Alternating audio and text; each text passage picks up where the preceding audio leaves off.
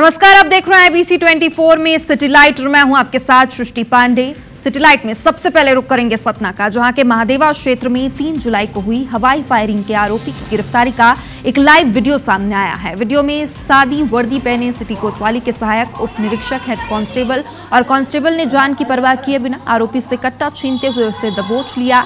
दरअसल तीनों पुलिसकर्मी किसी अन्य मामले की जांच के लिए जा रहे थे और इसी दौरान आरोपी एक नाबालिग के साथ घर के बाहर फायरिंग कर रहा था। मौके पर मौजूद पुलिसकर्मियों ने उसे हिरासत में लिया और हथियार जब्त किया। घटना का वीडियो सोशल मीडिया पर अब तेजी से वायरल हुआ है।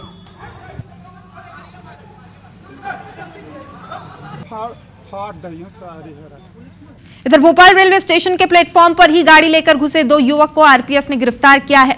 दरअसल 2 अलग अलग युवक अपने रिश्तेदार को छोड़ने भोपाल स्टेशन पहुंचे थे, लेकिन तेज बारिश के चलते सीधे प्लेटफॉर्म में ही गाड़ी लेकर पहुंच गए। इनमें से एक युवक कार और दूसरा बाइक पर सवार था। इनका वीडियो वायरल होते ही आरपीएफ ने प्लेटफॉर्म नंबर 6 से कार ले जाने वाली रवि कुमार वाधवानी को गिरफ्तार किया। इसके साथ ही कार भी जब्त की है। इसी तरह प्लेटफॉर्म नंबर 4-5 में स्कूटी से यात्री उतारने वाले आरोपी मोहम्मद आदिल को भी गिरफ्तार कर उसकी स्कूटी जब्त की।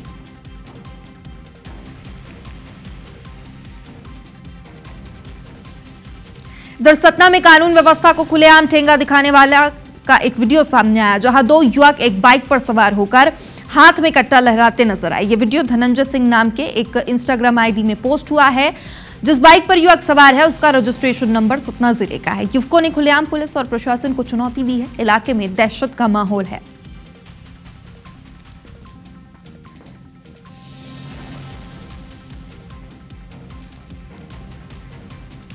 भिंड पुलिस ने पेट्रोल डालने के बहाने मैनेजर से मारपीट और 1 लाख रुपए की लूटपाट करने वाले आरोपी को गिरफ्तार कर लिया है। जानकारी के मुताबिक आरोपियों ने एकत्रित होने की सूचना मिलने के बाद पुलिस की टीम ने उनकी घेराबंदी करके उन्हें पकड़ने का प्रयास किया, लेकिन आरोपियों ने पुलिस पर ही फायरिंग कर दी। जवाबी फायरिंग में 2 लुटेरे के पैर में गोली लग गई और वहीं एक पुलिसकर्मी को भी चोट आई है। पेट्रोल पंप की लूट की गई थी। विवेचना के दौरान उसमें एक सीसीटीवी फुटेज पाया गया जिसमें 3 लोग दिख रहे हैं और वेपन लहराते हुए दिख रहे हैं। 2 लोग द्वारा पुलिस पे फायर किया गया। पुलिस ने जवाबी फायर किया जिसमें 2 लोगों के पैर में चोट लगी। उन्हें प्रिलिमिनरी ट्रीटमेंट के लिए डिस्ट्रिक्ट हॉस्पिटल ग्वालियर रेफर कर दिया गया था। जो 3 लोग हमारे उस समय सीसीटीवी में दिखे थे, तो हमने 3 अज्ञात लोगों पर 10-10 हज़ार का इनाम घोषित कर दिया। नर्मदापुरम में जेंडर चेंज मामले में नया अपडेट सामने आया है। शनिवार को कोतवाली पुलिस फरियादी को घटनास्थल लेकर पहुंची और यहां हर एंगल से जांच की गई। फरियादी ने दूसरी मंजिल पर बने रूम नंबर 316 और 314 को घटनास्थल बताया, जहां उसके साथ दुष्कर्म हुआ था। इस दौरान पुलिस ने होटल के रिसेप्शनिस्ट और होटल मालिक से बात की और जानकारी ली। साथ ही पुलिस ने आरोपी की तलाश के लिए उसके घर पहुंचकर जांच की। IBC 24 की टीम पहुंच चुकी है। अब उस होटल में, जिस होटल में वारदात हुई थी और उस घटना का अंजाम दिया था आरोपी ने, अभी कुछ ही देर पहले पुलिस भी यहाँ पर आई थी। पुलिस ने फरियादी को लेकर आई थी और फरियादी ने एक बिंदु बताया कि वो किस प्रकार से होटल में बुकिंग कराता था और इसके कमरे नंबर किस कमरे में लेकर जाता था। हम आपको बता दें कि GNP होटल का नाम बता रहे थे, यानी GNP Geeta marriage palace hotel है, जिसमें इन्होंने बुक करा था। हालांकि होटल मालिक से भी हमारी चर्चा हुई, उन्होंने बताया कि बाकायदा जो आधार कार्ड लेते हैं हम और जो पूरी जानकारी हो उसके बाद ही किसी को यहाँ पर एंट्री करने थे। यहीं से एंट्री होती है होटल में अंदर, और ऊपर जो 2nd फ्लोर है वहाँ पर 316 और 314 नंबर कमरा फरियादी ने पुलिस को बताया है कि जिसके कमरे में घटना को अंजाम आरोपी ने दिया है। और पुलिस लगातार एक बिंदु और एक प्लेस पर जाकर फरियादी को साथ लेकर बात कर रही है किस प्रकार से आरोपी जो शोभम है उसने अनाचार का कार्य फरियादी के साथ किया। Atul Tiwari, IBC 24 news channel, Narmadapuram. Bhopal के हमीदिया अस्पताल के परिसर में एक दीवार के रंग ने बखेड़ा खड़ा कर दिया है। परिसर में बनी दीवार मजार और हॉस्पिटल की कंबाइंड बाउंड्री वॉल है। परिसर की दीवार को हरा रंग किया गया है और दीवार के हरे रंग पर जूनियर डॉक्टर ने विरोध जताया। इधर ऑल इंडिया मुस्लिम कमेटी ने इस मामले पर डॉक्टर्स को ही चेतावनी दे डाली। ऑल इंडिया मुस्लिम कमेटी के सदस्य से बातचीत की हरप्रीत कौर रिंद ने। राजधानी भोपाल के हमीदिया हॉस्पिटल में एक दीवार के रंग ने सियासी रंग पकड़ लिया है। दरअसल मज़ार के ऊपर बनी ये वो दीवार है जो हमीदिया हॉस्पिटल के परिसर में आती है और इस दीवार पर हरा रंग कर दिया गया था। यहाँ पर हरे रंग के झंडे भी लगा दिए गए थे। इस वक्त हमारे साथ मुस्लिम त्योहार कमेटी के लोग मौजूद हैं जो इस पूरी मज़ार की देखभाल भी करते हैं, देखरेख करते हैं। उनका क्या कहना है? मैं मज़ारों की देखभाल नहीं करते। हम लोग भोपाल के तंजीम चलाते हैं हम लोग, तो इस तरह के कोई हालात जहाँ बनते हैं वहाँ पहुँचते हैं हम लोग। अन्य डॉक्टर एसोसिएशन के जो सदर हैं, अध्यक्ष महोदय जो आरोप लगा रहे हैं, तो मैं उनसे ये कहना चाहूँगा, आप बहुत छोटी उम्र के हो, आप यहाँ पढ़ने आए हैं, आप अगर तालीम पे ज़्यादा ध्यान देंगे, शिक्षा पे ध्यान देंगे और डॉक्टर्स बनेंगे तो हमें बहुत खुशी होगी। लगता नहीं है कि इस दीवार को हरा रंग कर दिया गया? हॉस्पिटल की तरफ की ये दीवार है और यहाँ कहीं पर हरा रंग नज़र नहीं आ रहा, लेकिन दीवार उस तरफ जो तरफ हमीदिया की तरफ। मुझे लग रहा है ये साजिश है हमीदिया हॉस्पिटल की। हॉस्पिटल के जूनियर डॉक्टर्स एसोसिएशन में कुछ लोग बजरंग दल के भी जुड़े हुए लोग हैं, उनके वो लोग ऑपरेट कर रहे हैं इनको। बजरंग दल है, हिंदू संगठन है, उन लोगों के द्वारा ये शरारत की गई है। अगर हमारे लोगों को, यहाँ भोपाल के लोगों को हरा रंग लगाना होता तो ये दीवार पे क्यों नहीं लगाया हरा रंग? जो मज़ार मौजूद है, खाली पीछे हरा रंग कर दिया, बाकी रंग से क्या तकलीफ़ है? सब रंग मालिक के बनाए हुए हैं। अगर हमें रंगों से भी मतभेद होने लगेगा तो आप डॉक्टर्स कैसे बन पाएंगे, सेवा कैसे कर पाएंगे? चेतावनी यहाँ पर वो देते हुए डॉक्टर्स को नज़र आ रहे हैं कि आप अपनी पढ़ाई करिए, और अतिक्रमण उनका ये कहना है कि हमीदिया हॉस्पिटल की तरफ से यहाँ पर किया गया। चारों तरफ मज़ारें हैं और अगर किसी ने हरा रंग कर भी दिया तो इसमें उन्हें कोई तकलीफ नहीं होनी चाहिए। कैमरामैन विनीत श्रीवास्तव के साथ IBC 24 भोपाल से हरप्रीत कौर।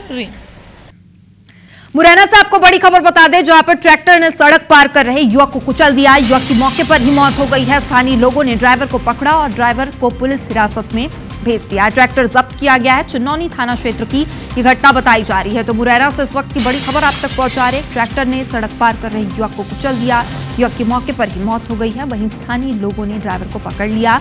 इधर ड्राइवर पुलिस हिरासत में है। ट्रैक्टर जब्त किया गया है। चिन्नौनी थाना क्षेत्र की ये घटना है।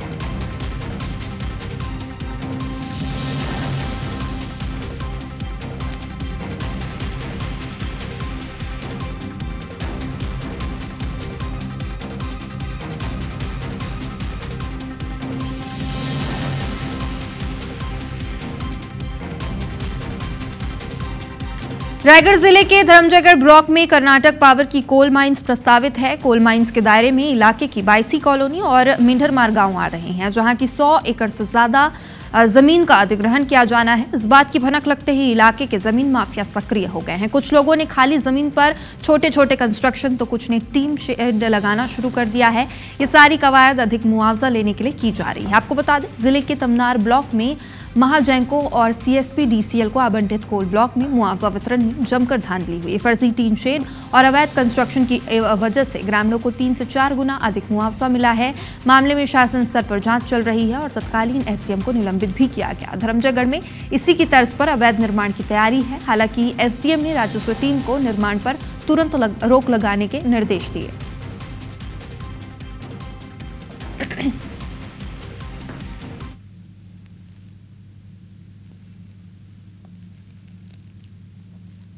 धर्मजयगढ़ में, क्योंकि वहाँ कर्नाटका पावर प्लांट वो कोल माइंस आने वाली है, और उस कोल माइंस को लेके जिस तरीके से बड़े लोग फिर से सक्रिय हुए हैं और वहाँ भी सीमेंट सेट बनाए जा रहे हैं, उस तरीके के घर बनाए जा रहे हैं, और ये समय के अंदर इस पर कार्रवाई की जानी चाहिए। हम लोग निरीक्षण करके आ गए हैं। लगभग 18 किसान के खेत में ऐसा किया गया है। तहसीलदार के माध्यम से नोटिस जा रहा है और उसके बाद फिर हम लोग उचित कार्रवाई करेंगे।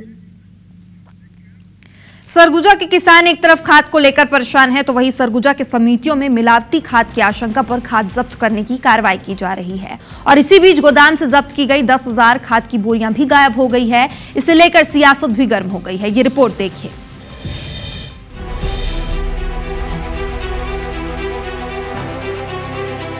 ये तस्वीरें सरगुजा जिले की है, जहां एक और भूसु समिति से मिलावट की आशंका पर सैकड़ों क्विंटल खाद जब्त किया गया। वहीं दूसरी ओर सरकारी गोदाम से 58 लाख रुपए की 10,000 से ज्यादा खाद की बोरियां गायब हो गई। सरगुजा में ये आलम तब है जब किसानों को सबसे ज्यादा खाद की जरूरत है। किसानों का कहना है कि खाद नहीं मिलने से उनकी पूरी खेती प्रभावित हो रही है। नकली खाद देखिए सब चीज का है, खाद कहीं नहीं, बीज का भी नकली आ गया है। नकली खाद बहुत भारी मात्रा में बरामद हुआ है, तो इससे किसानों को भी डर है। सर पूरा किसान बर्बाद हो जाएंगे सर, जाएगा नकली खाद हो जाएगा। तो सरगुजा में खाद की किल्लत से किसान तो परेशान है ही, इस पर अब राजनीति भी तेज हो गई है। कांग्रेस सरकार पर व्यवसायिक होने का आरोप लगा रही है, जबकि बीजेपी खाद की किल्लत को विदेशी मामलों से जोड़कर बता रही है। आज छत्तीसगढ़ का पूरे छत्तीसगढ़ का किसान परेशान है।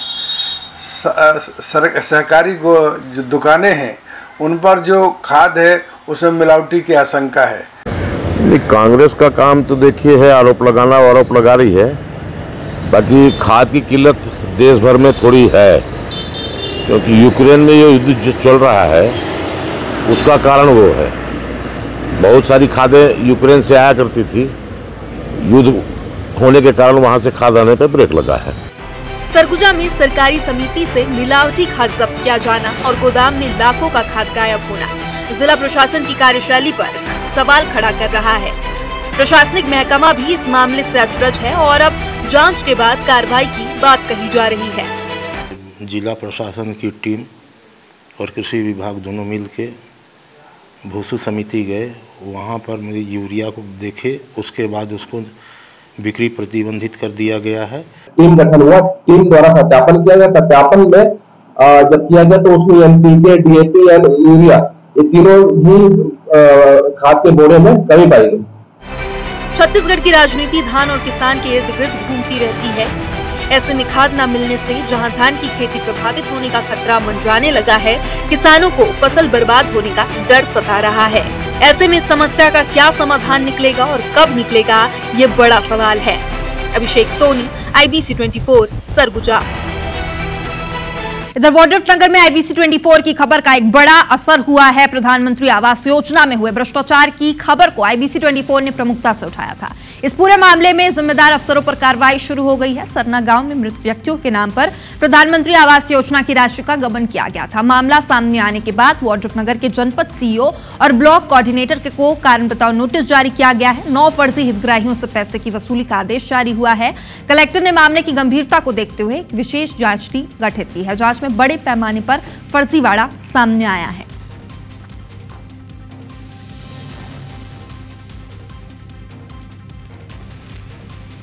शिकायत के लिए जिला स्तर से टीम गठित करके जांच कराया गया है। जांच में शिकायत सही पाया गया है। ऐसे 9 हितग्राही हैं जिनके नाम पर आवास स्वीकृत हुआ था, परंतु उनकी राशि अन्य के खाते में अंतरित कर दी गई थी, जिसके संबंध में CEO और PO को नोटिस जारी कर दंडात्मक कार्रवाई करने के निर्देश दिए गए हैं और साथ में संबंधित व्यक्तियों से वसूली की कार्रवाई करने के लिए भी कहा गया।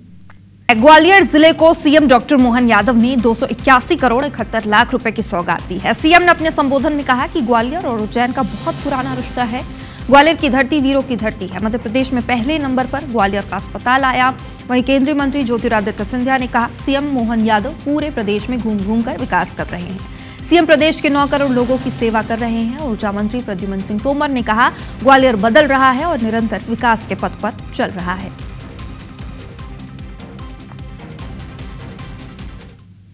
ग्वालियर और उज्जैन का रिश्ता तो अद्भुत है और बीमार की सेवा करने में, तीमारदारी में भी अपने प्रदेश में अगर हॉस्पिटल नंबर 1 आया तो ग्वालियर का आया। जोरदार अभिनंदन इस भाव के लिए भी।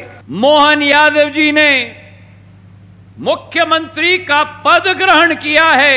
मध्य प्रदेश के चप्पे चप्पे पर घूमकर विकास और प्रगति की अलख जगाने का कार्य कर रहे हैं मेरे भाई और बहनों। और आम जनता को यहाँ पे सुविधा मिलेगी, वो धूप में नहीं अब तपेगी।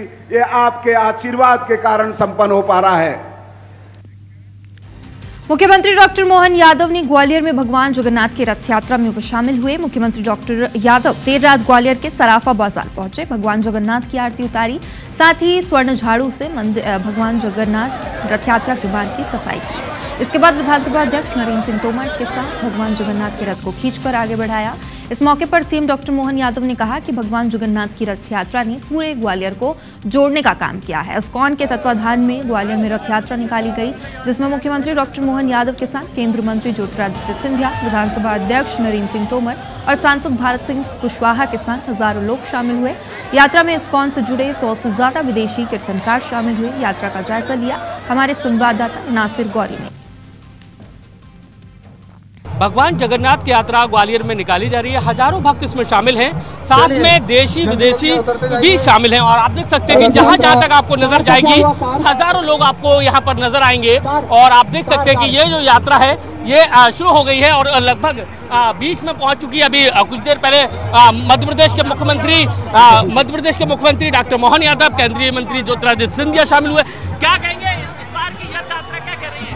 भगवान की रथ यात्रा सड़कों पर है ग्वालियर में, और ग्वालियर के सभी भक्तगण उनका आशीर्वाद ले रहे हैं। और मैं महाप्रभु जगन्नाथ जी को कहूंगा कि ग्वालियर के सभी वासियों पर आशीर्वाद बना रहे। और जिस प्रकार से आज वातावरण है, ऐसा लग रहा है कि हम पुरी में हैं, क्योंकि पुरी तो हम कभी जा नहीं पाते, रथ यात्रा में अभी तक जाना मेरा हुआ नहीं है, लेकिन आज जो देखने का माहौल है, सच में भगवान भी खुश हैं और भक्त भी बहुत खुश हैं। आज विदेशों से भी बहुत मेहमान आए हुए हैं, 100 से ज्यादा विदेशी मेहमान हैं, लगातार कीर्तन कर रहे हैं। ग्वालियर के युवा भगवान की भक्ति में मस्त हो गए हैं।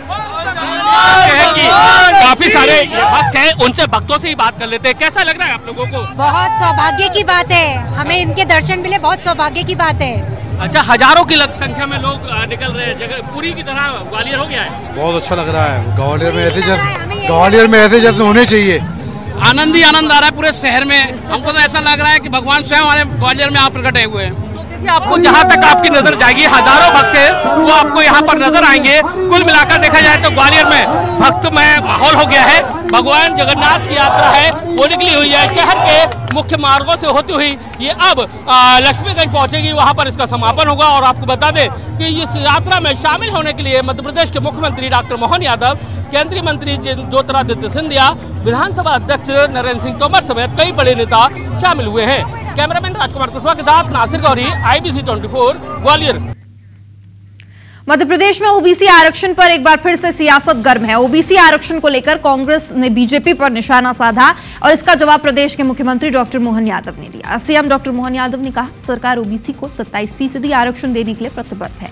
आरक्षण को लेकर कांग्रेस भ्रम फैलाने का काम कर रही है। ओबीसी आरक्षण को लेकर विधानसभा में बिल लाएंगे, जिनको ज्वाइनिंग नहीं दी उन्हें भी हम ज्वाइनिंग देंगे। वहीं ग्वालियर में समरसता सम्मेलन पर पूछे सवाल पर सीएम ने कांग्रेस पर निशाना साधा। उन्होंने कहा कि कांग्रेस ने हमेशा बाबा साहब का अपमान किया है। 27% आरक्षण देने के लिए, और इसीलिए जैसे कांग्रेस के समय से केवल बगैर सर्वे, बगैर तैयारी के 4 लाइन का कागज लेकर के आरक्षण देने की बात करके भ्रम जो फैलाया गया था, उस भ्रम को आधार पर वर्षों तक कोर्ट में लगा है। इसलिए हमने इसके बजाय अपने अधिकारियों से कहा है, और वो एक कानून बना करके सहकारिता के जो तथ्यात्मक आंकड़े लेकर के हमारी विधानसभा में बिल लेकर आए। हम उस पर ठोस काम कर रहे हैं। भोपाल में अंतर्राष्ट्रीय सहकारिता दिवस पर सहकारी युवा संवाद का आयोजन किया गया। इस दौरान मुख्यमंत्री ने युवाओं से संवाद किया। सीएम ने कहा कि सहकारी समिति का अध्यक्ष बनने वाले व्यक्ति में लीडरशिप आती है और सहकारिता के माध्यम से युवा लोगों को नौकरी देने का काम करते हैं। सीएम ने कहा कि औद्योगिकरण के लिए सरकार लगातार काम कर रही है। मुख्यमंत्री ने इस दौरान युवाओं के सवालों के जवाब भी दिए। कार्यक्रम में राज्य सहकारी संघ के टूल किट का वितरण किया गया। कार्यक्रम को सहकारिता मंत्री विश्वास सारंग ने भी संबोधित किया।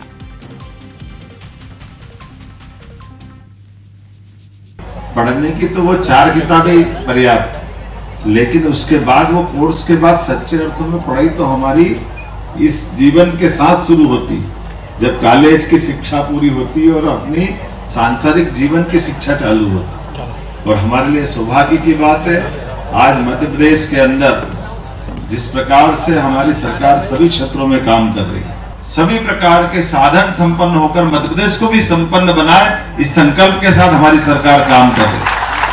हमें एक वैभवशाली हिंदुस्तान का निर्माण करना है, विकास के नए आयाम स्थापित करना है, रोजगार के नए अवसर सृजित करना है, तो हमें सहकारिता को मजबूत करना होगा।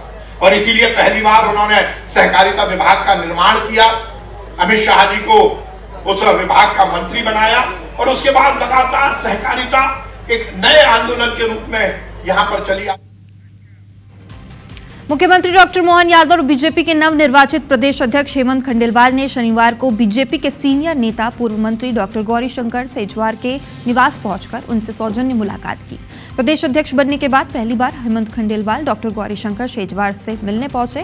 मुलाकात के बाद मुख्यमंत्री डॉक्टर मोहन यादव ने कहा, डॉक्टर श्यामा प्रसाद मुखर्जी की जयंती पर प्रदेश में 2 तरह के कार्यक्रम होने हैं। सरकार की ओर से पहली बार रविंद्र भवन में कार्यक्रम होगा।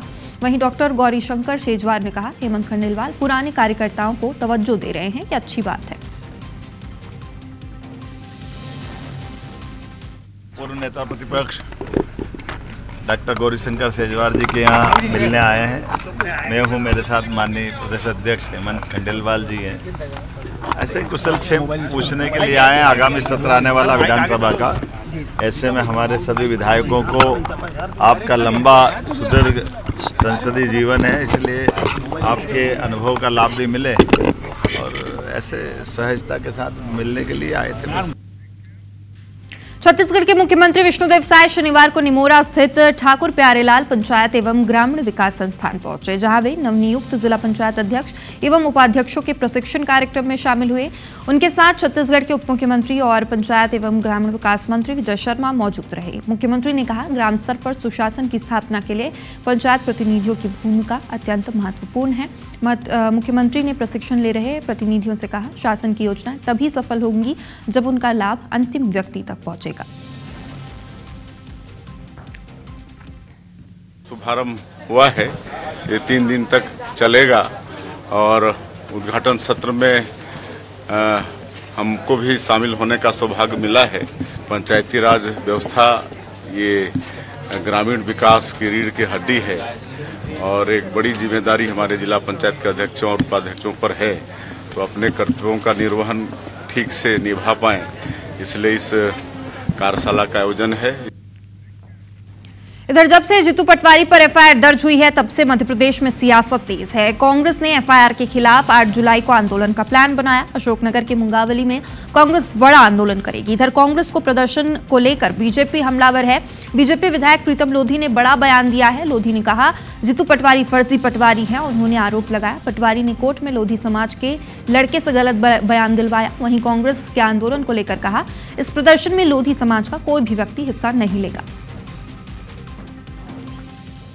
जीतू पटवारी फर्जी पटवारी और जीतू पटवारी ने एक लोधी समाज के बच्चे को बेला पुरस्कार पैसे देके ये मुद्दा उठवाया है। मैं लोधी समाज से कहना चाहता हूं कि कांग्रेस ने लोधी समाज को बंजर बना दिया। 8 तारीख को मैं यहां से निवेदन करता हूं लोधी समाज से, तो आग्रह भी करता हूं कि लोधी समाज आंदोलन में बिल्कुल न जाए। रायगढ़ जिले के मुंडा गांव में पेड़ कटाई को लेकर राजनीतिक बयानबाजी तेज हो गई है। बीजेपी ने कांग्रेस पर निशाना साधते हुए इसे लेकर दस्तावेज जारी किया है, जिसमें पूर्ववर्ती कांग्रेस सरकार में महाजैंकों को जनसुनवाई की अनुमति देने के साथ साथ पर्यावरणीय स्वीकृति भी दी गई है। भाजपा का कहना है कांग्रेस पेड़ कटाई मामले में राजनीतिक रोटी सेक रही है, जबकि हकीकत यह है कि सारा कुछ किया धरा कांग्रेस का है। सत्ता चले जाने के बाद कांग्रेस अब इस मामले में प्रोपेगेंडा कर रही है। बता दें, पेड़ों की कटाई के विरोध में पूर्व सीएम भूपेश बघेल ने 2 दिन पहले 20 विधायकों के साथ मुंडा गांव का दौरा किया था। आदिवासियों को समर्थन देने की बात कही थी, जिसके बाद से मामले को लेकर सियासत और गरमाने लगी है।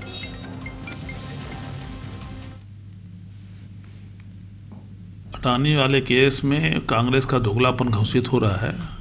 कांग्रेस ने ही उसका डाइवर्सन किया था, कांग्रेस ने ही उसका जन सुनवाई की थी, कांग्रेस ने वो सब परमिशन दिए थे और उसके बाद आज यहाँ दोगलापनी करने के लिए यहाँ पर जाकर गांव में अपना जनसंपर्क बढ़ाने के लिए कर रहे हैं, जबकि कांग्रेस स्वयं से ख़त्म हो रखी है। कांग्रेस में कोई नेता नहीं बचा है। देखिए, भारतीय जनता पार्टी अपने दायित्व से बचना चाहती है। भारतीय जनता पार्टी कांग्रेस के ऊपर आरोप मढ़कर अपनी जो जिम्मेदारी है उससे बचना चाहती है। आज छत्तीसगढ़ में पेड़ कटाई हो रही है, पर्यावरण का विनाश हो रहा है, तो भारतीय जनता पार्टी के नेताओं का क्या नैतिक दायित्व तो नहीं बनता है कि इस पर वो रोक लगाएं? पूर्व मंत्री और कांग्रेस विधायक उमेश पटेल शनिवार को बिलासपुर दौरे पर रहे। यहां एआईसीसी चीफ मल्लिकार्जुन खड़गे के छत्तीसगढ़ दौरे और जवान किसान संविधान कार्यक्रम को लेकर उन्होंने पार्टी पदाधिकारियों और नेताओं से चर्चा की। पूर्व मंत्री ने इस दौरान पार्टी कार्यकर्ताओं को कार्यक्रम को लेकर अहम जिम्मेदारी सौंपी है। पूर्व मंत्री ने बताया, एआईसीसी चीफ की मौजूदगी में कांग्रेस जवान किसान संविधान सभा का आयोजन करने जा रही है। भाजपा पर निशाना साधते हुए कहा कि छत्तीसगढ़ के साथ देश में युवा बेरोजगारी से परेशान है, किसान खाद बीज के लिए परेशान है। ईडी, सीबीआई जैसी स्वतंत्र एजेंसियों के अधिकार को बीजेपी समाप्त करने का काम कर रही है। आगामी 7 तारीख को हमारे राष्ट्रीय अध्यक्ष आदरणीय श्री मल्लिकार्जुन खड़गे जी का कार्यक्रम है, जवान किसान संविधान। जिस तरह से हमारे बेरोजगार जवान परेशान हैं छत्तीसगढ़ में, किसान हमारे आज खाद के लिए परेशान हैं, पेड़ कटाई के नाम से ग्राम सभा का प्रस्ताव फर्जी प्रस्ताव बनाकर अडानी वहां दादागिरी से पेड़ काट रहा है। ग्वालियर में एबीवीपी ने बीजेपी सरकार के खिलाफ मोर्चा खोल दिया है। दरअसल ग्वालियर के भितरवार में हुए सम्मेलन में सनातन धर्म का अपमानजनक तरीके से प्रचार किया गया था। मामले में अब तक कोई कार्रवाई नहीं हुई और इसके बाद हिंदू महासभा ने कई मंदिरों में धिक्कार पत्र चिपकाए हैं। एबीवीपी ने सनातन धर्म का अपमान करने वालों पर कार्रवाई की मांग की है। साथ ही भाजपा सरकार को धोखेबाज बताया है। बता दें कि मामले में कार्रवाई को लेकर वीएचपी और बजरंग दल ने 10 जून को आवेदन दिया था, जिसके बाद पुलिस ने दोषियों के खिलाफ रिपोर्ट दर्ज करने का आश्वासन दिया था, लेकिन अब तक कोई कार्रवाई नहीं हुई। भीतरवार के अंदर सरेआम सनातन धर्म का अपमान किया गया, हिंदू देवी देवताओं के प्रति अपमानजनक टिप्पणियां की गई, आज तक कार्रवाई नहीं हुई। इसलिए हिंदू महासभा सड़कों पर है। हिंदू महासभा ने आज जो है उस धिक्कार पत्र को मंदिरों पर चस्पा किया है। शाम को उनके कार्यक्रमों में हिंदू महासभा के कार्यकर्ता वितरित करेंगे। मध्य प्रदेश बीजेपी में 4 साल पहले बंद की गई संभागीय और जिला संगठन मंत्रियों की व्यवस्था फिर से बहाल हो सकती है। बीजेपी के नए अध्यक्ष हेमंत खंडेलवाल अपनी टीम से संभागीय संगठन मंत्री और जिला संगठन मंत्री के पद पर फिर से सृजन कर सकते हैं। वहीं प्रदेश को 3 अंचलों में बांटकर वहां पर भी संगठन मंत्री को नियुक्त किया जा सकता है। प्रदेश बीजेपी संगठन में इस पर विचार होने लगा है। इधर इस व्यवस्था के बहाल होने की चर्चाओं के बीच कांग्रेस और बीजेपी में जुबानी जंग छिड़ गई है।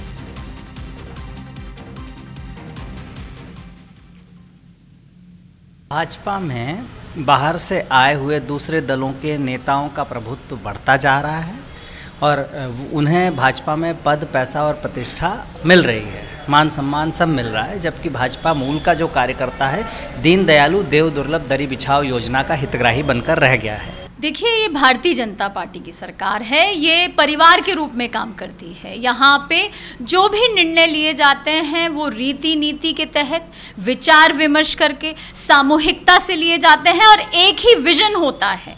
वो विजन होता है कि जन कल्याण कैसे हो, प्रतिनिधि ऐसे होने चाहिए जो समृद्ध हों, सशक्त हों, सेवा भाव से भरे हों और जनता की सेवा के लिए तत्पर हों। भोपाल से आपको बड़ी खबर बता दें, जहां पर भ्रष्टाचार को लेकर शाला प्रभारी प्राचार्य को निलंबित किया गया है। जांच में दोषी पाए जाने पर यह एक्शन लिया गया। शिक्षा मंत्री उदय प्रताप सिंह ने जांच के निर्देश दिए थे। हाई स्कूल के निर्माण कार्य में भ्रष्टाचार का मामला सामने आया था।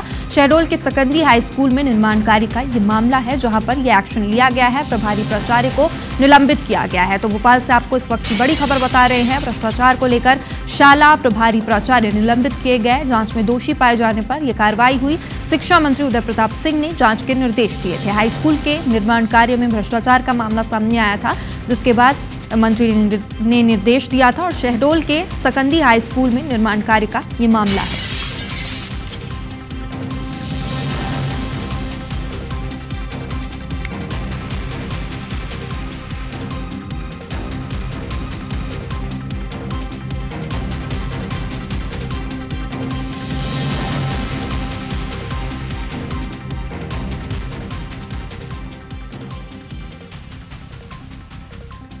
इधर नर्मदापुरम में जेंडर चेंज मामले में आरोपी की मां ने IBC 24 से बात की है। जेंडर चेंज मामले में शनिवार को आरोपी की मां ने बताया, फरियादी कई साल से उनके परिवार के संपर्क में है। उसकी बहन उनके घर के पास रहती है, कई बार नवरात्रि में भी आता था। आरोपी की मां ने कहा कि कुछ दिन पहले उनके बेटे के ऊपर FIR दर्ज करा दी है, जो निराधार है। फरियादी बार बार मेरे बेटे की शादी किसी लड़की से करने की बात करता रहा।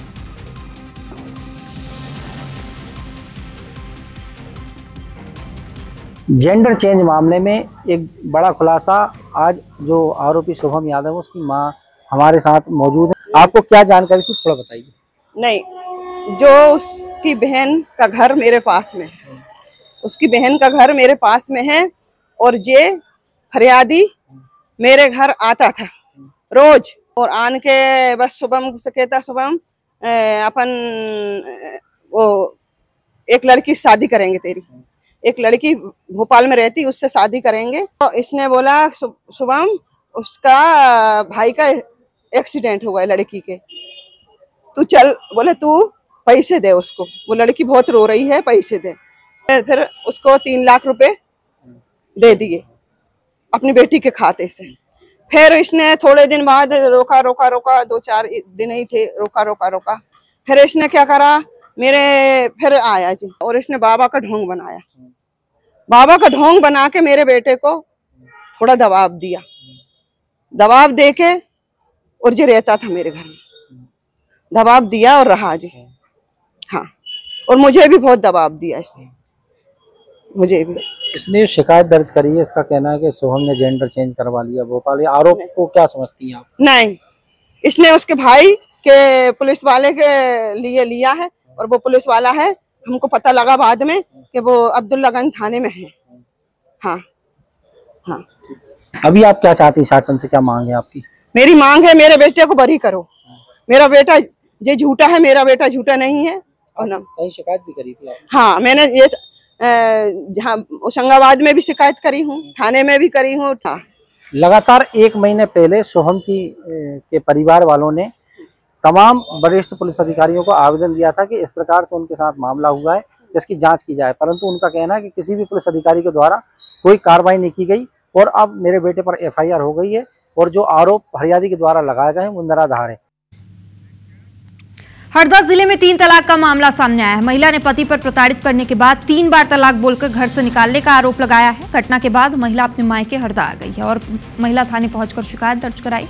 पीड़िता ने पुलिस से शिकायत की है कि उसका पति उसे लगातार प्रताड़ित करता है, छोटी मोटी बात में मारपीट करता है। पुलिस ने आरोपी वसीम के खिलाफ मामला दर्ज कर जांच शुरू कर दी है।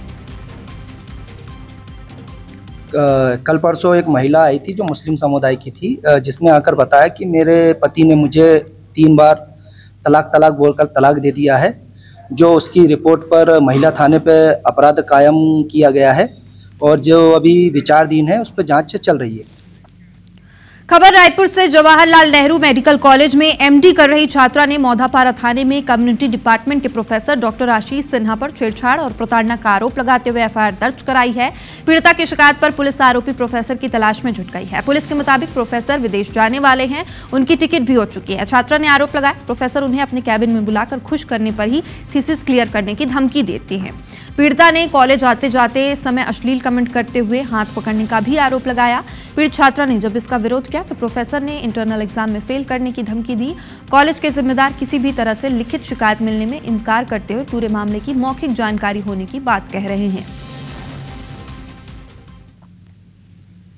थाना मौधापारा अंतर्गत एक पीड़िता छात्रा के द्वारा थाने में आकर रिपोर्ट दर्ज कराई गई कि उनके एक प्रोफेसर थे जो विभाग के HOD थे, इनका नाम है आशीष सिन्हा। इनके द्वारा विभिन्न जगहों पे, कार्यस्थलों पे छेड़छाड़ की जाती थी, अश्लील बातें की जाती थी। इसकी शिकायत उनके द्वारा की गई थी और पीड़ित जो आरोपी डॉक्टर है उसकी पता तलाश की जा रही है, कार्रवाई की जा रही है। झाबुआ की पेटलावा तहसील के अमरगढ़ गांव की एक 22 वर्षीय महिला 2 जुलाई से लापता है। महिला लापता होने से कुछ समय पहले एक वीडियो सोशल मीडिया पर उसने पोस्ट किया जिसमें वो रोती हुई नजर आई, साथ ही परेशान होने और कभी नहीं मिलने की बात कह रही है।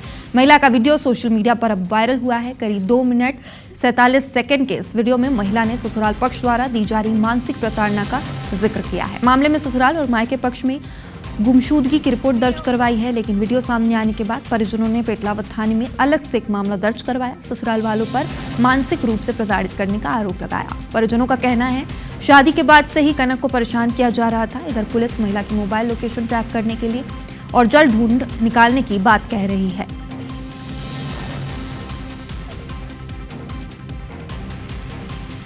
कोरबा के पास सीतामढ़ी में एक दिल दहला देने वाली घटना सामने आई। यहां खौलते पानी में गिरने से 3 साल के मासूम की मौत हो गई। इस घटना से पूरे परिवार में गहरा मातम पसर गया है। जानकारी के अनुसार रामकृष्ण पटेल की पत्नी चावल पकाने के लिए सिगड़ी पर पानी रखकर किसी अन्य काम में व्यस्त हो गई थी।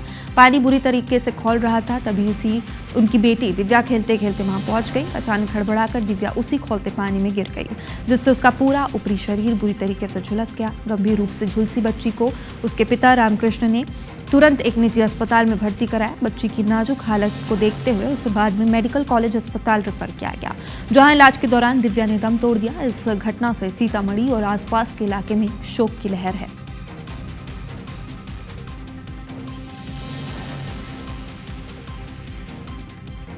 राजस्थान में भीलवाड़ा के जहाजपुर में मॉब लिंचिंग की घटना सामने आई है। जरा सी बात पर पीट कर कार ड्राइवर की हत्या कर दी गई।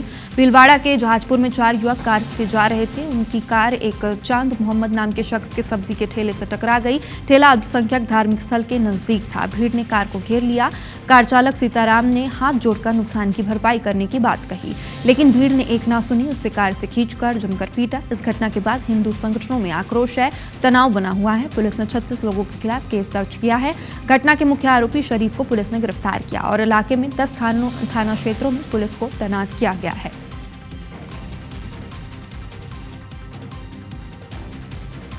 कवर्धा में एक बार फिर से IBC 24 की खबर का बड़ा असर हुआ। मिनी माता चौक से रायपुर बाईपास तक 1 किलोमीटर की निर्माणाधीन सड़क में कई जगहों पर भारी भरकम जानलेवा गड्ढे थे।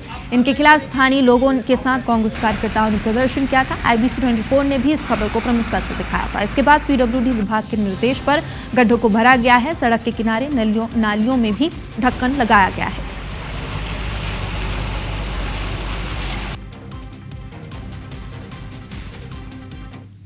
मार्केट में जा सका था ना, थोड़ा ना तो थोड़ा से हो, थोड़ा से कहा ना। अभी तो थोड़ा चले उले लेके मन जाए लेको भी हम, मगर जल्दी बनवाना जरूरी भैया। और कल जो प्रदर्शन के बाद ना कुछ राहत मिला है, और उसके बाद तो हम लोग को घर से 4-5-6 दिन हफ्ते भर से हम लोग निकल नहीं पाए हैं घर से।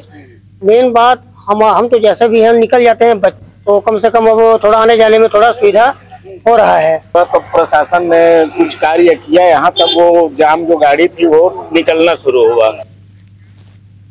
मरवाही वन परिक्षेत्र के चौनाडोंगरी गांव में एक महिला पर 2 भालुओं ने हमला किया। घटना में बिरसियाबाई नाम की महिला के सिर और चेहरे पर गंभीर चोट आई है। घर के पास बकरी चरा रही महिला पर जंगल से भटक कर आए 2 भालुओं ने हमला किया। फिलहाल महिला की इलाज जिला अस्पताल में जारी है।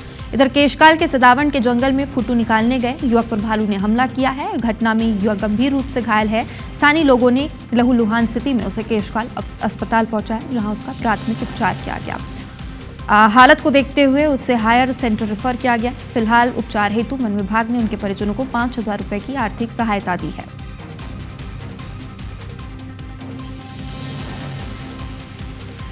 छत्तीसगढ़ और मध्य प्रदेश को जोड़ने वाली निर्माणाधीन नेशनल हाईवे अब लोगों के लिए परेशानी का सबब बनता जा रहा है। अमरकंटक और बिलासपुर गुजरने वाली इस हाईवे ने राहगीरों की जान संकट में डाल दी है। बरसात शुरू होते ही जगह जगह गहरे गड्ढे हो गए हैं, जिससे लोगों को परेशानी हो रही है। इन क्षतिग्रस्त गड्ढों के कारण हर दिन हादसे होते हैं, लेकिन शासन प्रशासन को कोई भी अधिकारी इस ओर ध्यान नहीं देता। केशकाल के NH30 में भी बड़े बड़े गड्ढे हो गए हैं और राहगीरों को परेशानी का सामना करना पड़ रहा है। शहर की सड़कें भी जर्जर हो चुकी है, जिससे स्कूली छात्रों को भी काफी परेशानी हो रही है। नेशनल हाईवे होने के कारण सड़क में हर दिन भीड़ भाड़ रहती है, लेकिन जर्जर सड़क को लेकर जिम्मेदार अधिकारी हाथ पर हाथ धरे बैठे हैं।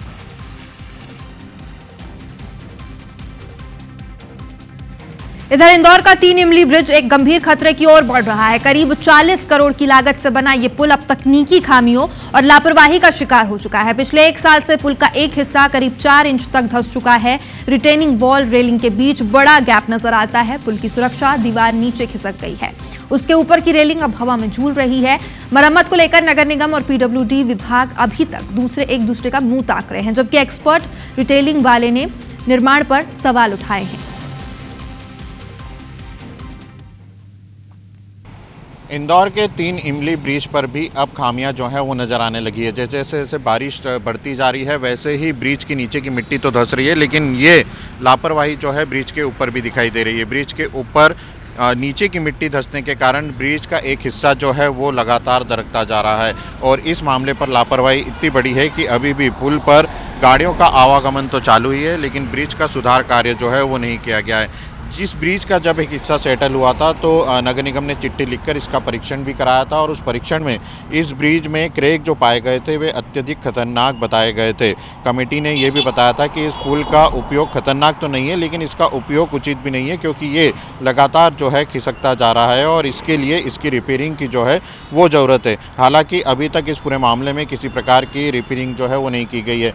ब्रिज के ऊपर साफ तरीके से नज़र आ रहा है कि किस तरह से नीचे की मिट्टी हटने के कारण ऊपर इसका असर जो है वो दिखाई दे रहा है, और ब्रिज जो है वो लगभग 4 इंच जो है यहाँ से दरक चुका है। जो ब्रिज का हिस्सा है वो एक हिस्सा यहाँ से अब अलग होता हुआ भी दिखाई देने लगा है, और इसके बावजूद ये हिस्सा जो है अलग हो रहा है। इस पर बड़े बड़े पत्थर रख दिए गए हैं, लेकिन इसका सुधार कार्य जो है वो अभी तक शुरू नहीं किया गया है और भारी वाहनों का आवागमन भी अभी भी इस ब्रिज पर चालू है। यानी कि लापरवाही की हद इतनी है कि यदि कोई बड़ा हादसा हो जाता है तो उसे रोकने के यहाँ पर कोई इंतज़ाम जो है वो नहीं किए गए हैं। तस्वीर जो है वो सामने दिखाई दे रही है कि ब्रिज में लगातार दरारें पड़ रही हैं, लेकिन इसके रिपेयरिंग और सुधार को लेकर के अभी तक कोई कार्रवाई जो है वो नहीं की गई है। कैमरा पर्सन संतोष जटवन के साथ अंशुल मुकाती, IBC 24 इंदौर।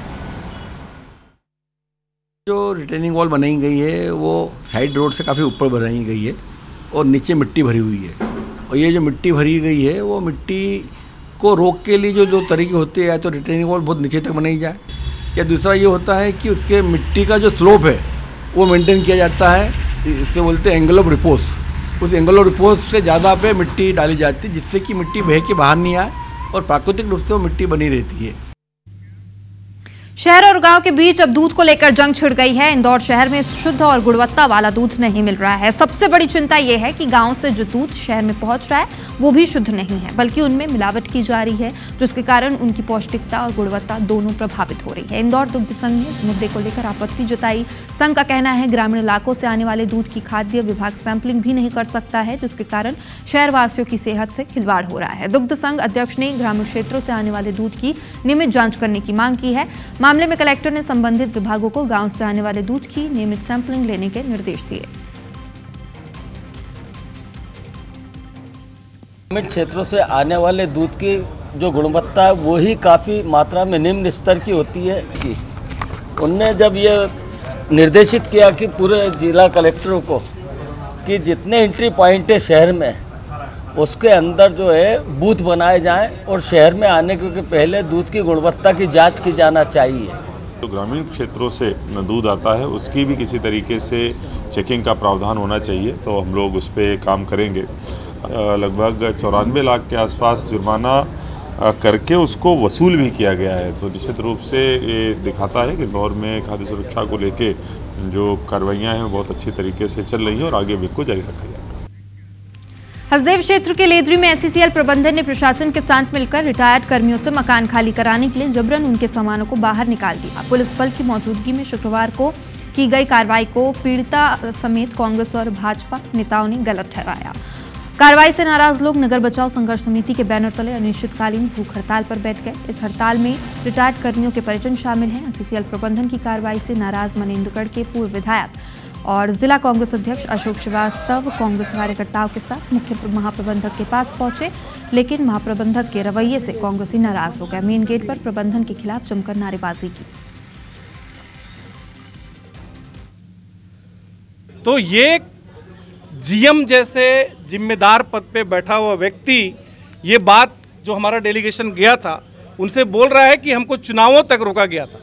मतलब भारतीय जनता पार्टी जो केवल जनता का वोट लेने तक उनकी मनसा रहती है, आज गरीब लोगों को घर से बाहर कर रही है। नहीं, कार्रवाई इन लोग एक तरफा कर रहे हैं, जो पीड़ित पक्ष है उसका इन लोग सुन नहीं रहे हैं। ये कार्रवाई तो बरसात के हिसाब से बहुत ही गलत है। बरसात में तो बिल्कुल भी नहीं होना चाहिए। और अभी ये जो बरसात में कार्रवाई के इससे मतलब छोटे बच्चे हैं और है उनका सामान है, मतलब नुकसान हो रहा बाहर। ये SCCL द्वारा जो है ना वो, और ये क्या कहते हैं तहसीलदार जो मिल के मेरा घर सामान निकाल दिए हैं कि उनके पास ये भी कागजात नहीं है कि तुम मकान खाली करने का। मंदसौर जिले के भावगढ़ थाने में करनी सेना के प्रदेश अध्यक्ष के खिलाफ FIR दर्ज किया गया है। विरोध में शनिवार को प्रदेश में कई जिलों में पहुंचे करनी सेना के कार्यकर्ताओं ने जंगी प्रदर्शन करते हुए SP ऑफिस का घेराव किया। करीब 4 घंटे तक लगातार प्रदर्शन के बाद पुलिस ने 1 साल पहले भावगढ़ थाने में दर्ज एक मामले को लेकर जीवन सिंह शेरपुर को अरेस्ट कर लिया। करनी सेना के प्रदेश अध्यक्ष जीवन सिंह शेरपुर के खिलाफ थाना भावगढ़ में शराब ठेकेदारों से हफ्ता वसूली, उन पर जानलेवा हमला करने की धाराओं में 2 अलग अलग प्रकरण दर्ज हैं। इन दोनों प्रकरणों की वापसी की मांग को लेकर जीवन सिंह की मौजूदगी में विरोध प्रदर्शन हुआ। प्रदर्शन के दौरान एक स्थानीय पत्रकार के साथ भी झूमाझटकी की गई।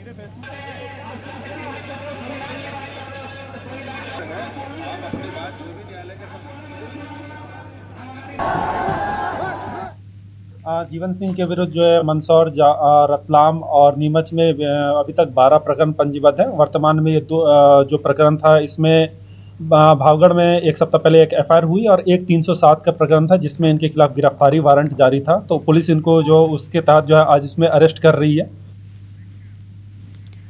महाकाल लोक के निर्माण के बाद उज्जैन के श्री महाकालेश्वर मंदिर देश भर ही नहीं बल्कि विदेशों से आने वाले श्रद्धालुओं के लिए भी आस्था का प्रमुख केंद्र बन गया है।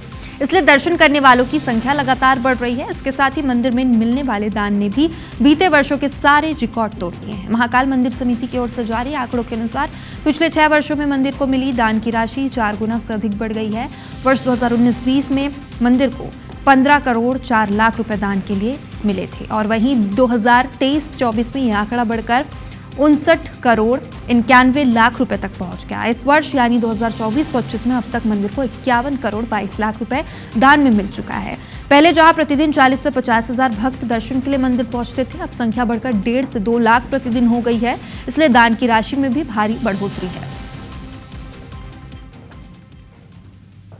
श्री महाकालेश्वर मंदिर में श्रद्धालु भगवान के दर्शन करने के लिए आते हैं, तो उनके द्वारा मंदिर को जो दान राशि भेंट की जाती है, उस दान राशि के अंदर भी वृद्धि हुई है और जो श्रद्धालुओं की जो संख्या बढ़ी है और जो दान राशि में वृद्धि हुई है, उसके माध्यम से जो मंदिर में अन्य निर्माण कार्य, श्रद्धालुओं की व्यवस्था अच्छी करने के लिए जो निर्माण कार्य हैं, उन सभी के अंदर उस दान राशि का प्रयोग किया जा रहा है।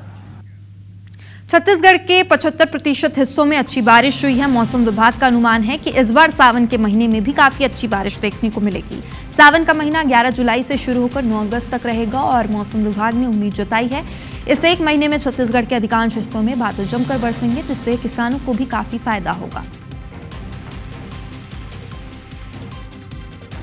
पिछले 3-4 दिन से प्रदेश में मौसम सक्रिय है और ऐसा वाला स्थिति अगले 3 से 4 दिन तक बनने रहने की संभावना है। मुख्य छत्तीसगढ़ में कल और परसों 6th एंड 7th जुलाई जो है थोड़ा मॉडरेट टू हेवी रेनफॉल होने का चांस है एंड 7th जुलाई को पूरा प्रदेश में लगभग हर एक डिस्ट्रिक्ट में काफ़ी अच्छा इंटेंस रेनफॉल होने का चांसेस है। वहीं महाकौशल अंचल के मंडला डिंडौरी में हो रही तेज बारिश के चलते नर्मदा नदी उफान पर है। अपस्ट्रीम में नर्मदा नदी का जलस्तर लगातार बढ़ रहा है। ऐसे में नर्मदा नदी पर बने बरगी बांध में पानी की आवक लगातार बढ़ रही है। बांध के जलस्तर को मेंटेन करने के लिए बरगी बांध प्रबंधन ने बांध में पानी छोड़ने का फैसला लिया। फैसले के मुताबिक रविवार को 12 बजे बांध के गेट खोल दिए जाएंगे, जिसमें 5000 क्यूसेक पानी छोड़ा जाएगा। बांध से पानी छोड़े जाने से डाउनस्ट्रीम के जिलों में नर्मदा नदी का जलस्तर 4 से 5 फीट बढ़ने की संभावना है। बरगी बांध प्रबंधन ने नर्मदा के डाउनस्ट्रीम के जबलपुर, नरसिंहपुर, नर्मदापुरम, खंडवा, खरगोंधार, बड़वानी और अलीराजपुर जिलों के कलेक्टर्स को सूचना दी है और लोगों को नर्मदा तटों से दूर रहने की चेतावनी दी है। बरगी बांध प्रबंधन के मुताबिक गेटों की संख्या पानी की आवक के मुताबिक बढ़ाई या घटाई जा सकती है। तो जशपुर के दोकड़ा में भगवान जगन्नाथ और उनके भाई बलभद्र, छोटी बहन सुभद्रा अपने मौसी घर से रथ से सवार होकर अपने मंदिर वापस लौटे। इस दौरान सीएम विष्णुदेव साय की धर्मपत्नी कौशल्या साय ने इस बहुड़ा यात्रा में शामिल हुई। बहुड़ा यात्रा के दौरान लोगों में बेहद उत्साह देखने को मिला। आपको बता दें, सीएम साय 27 जून को यहां रथ यात्रा में शामिल होने पहुंचे थे और महाराजा गजपति के रूप में दिखे थे।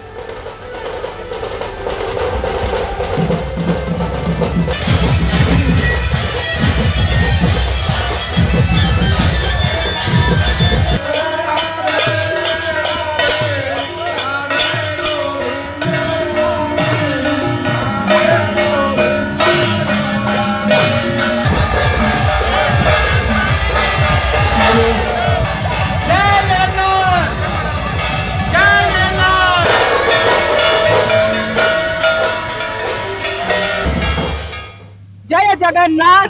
और ये खुशी ऐसी बरकरार रहेगा। डोगरा का ये पावन भूमि आप सबके लिए खुला है। जो पूरी नहीं जा पाते हैं, पूरी का सपना अधूरा रह जाता है, वो हमारे डोगरा में आकर के पूरी दर्शन का लाभ लेवें। बात आस्था, परंपरा और रस्मों की करें तो भिलाई में भी भगवान जगन्नाथ की पूजा अर्चना का दौर जारी है। मौसी के घर 9 दिन बिताने के बाद आखिरकार महाप्रभु श्री मंदिर लौट आए हैं। श्री मंदिर अब आने में उन्हें तेज बारिश का सामना करना पड़ा। मंदिर पहुंचने के बाद भी महाप्रभु की मुसीबतें कम नहीं हुई। उनसे नाराज देवी श्री लक्ष्मी ने मंदिर का दरवाजा नहीं खोला।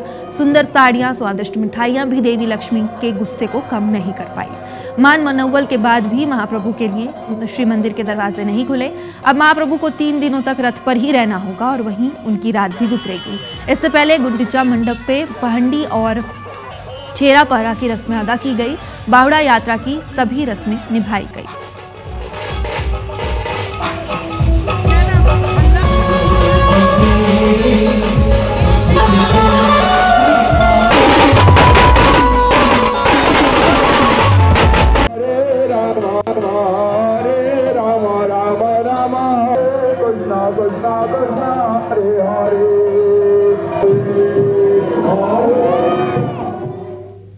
और इसी के साथ सैटेलाइट में इतना ही। देश प्रदेश की तमाम बड़ी और अहम खबरों के लिए आप देखते रहिए IBC 24। नमस्कार।